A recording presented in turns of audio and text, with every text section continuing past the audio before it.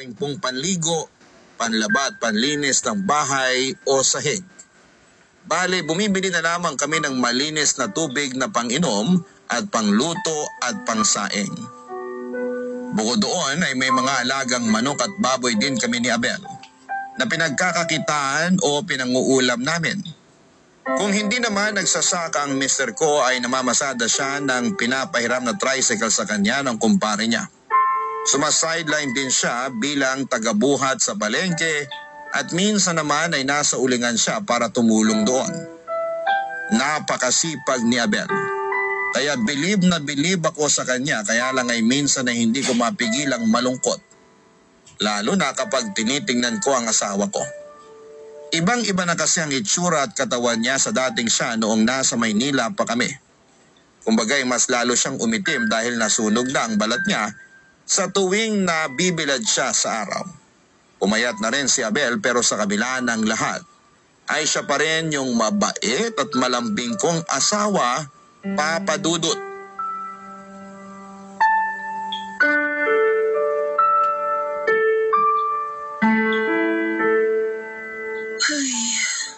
Han, sino yung kinausap mo sa cellphone? Si nanay.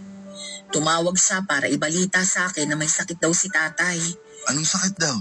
Di pa nila alam, pero ilang araw na rin daw nilalagnat. Tapos suka ng suka. Panay daing na masakit ang tiyan at ulo. Nag-aalala na si nanay. Kaya lang ayaw naman magpasugod sa ospital ni tatay. Bakit daw? Wala kasing tiwala sa mga doktor yun. At saka sanay siya na umiinom lang ng halamang gamot. Yun kasi ang kinalakihan nila mula pa sa mga magulang nila. Mahirap talaga yung ganyan pag nasanay ka. Oo nga kaya lalong nahihirapan si nanay. Siyempre, nag-aalala rin siya, naghahalo-halo na. Sana naman pumayag na si tatay na magpatingin sa doktor.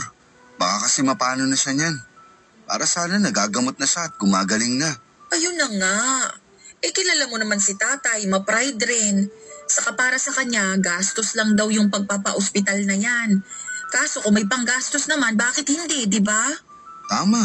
Sabi ni nanay, kahit papano, may naitabi naman daw siyang pera mula sa kita ng maliit nilang sari-sari store na pwede daw nilang gamitin sakaling pumayag si tatay na magpa-ospital. Pwede nilang dalhin sa mga public hospital si tatay para libre na yung check-up. Tapos lumapit na lang sa center para makalibre rin sa gamot. Oo, sinabi ko nga, kaso kinontra naman ni nanay na ayaw ni tatay nang pumipila ng matagal.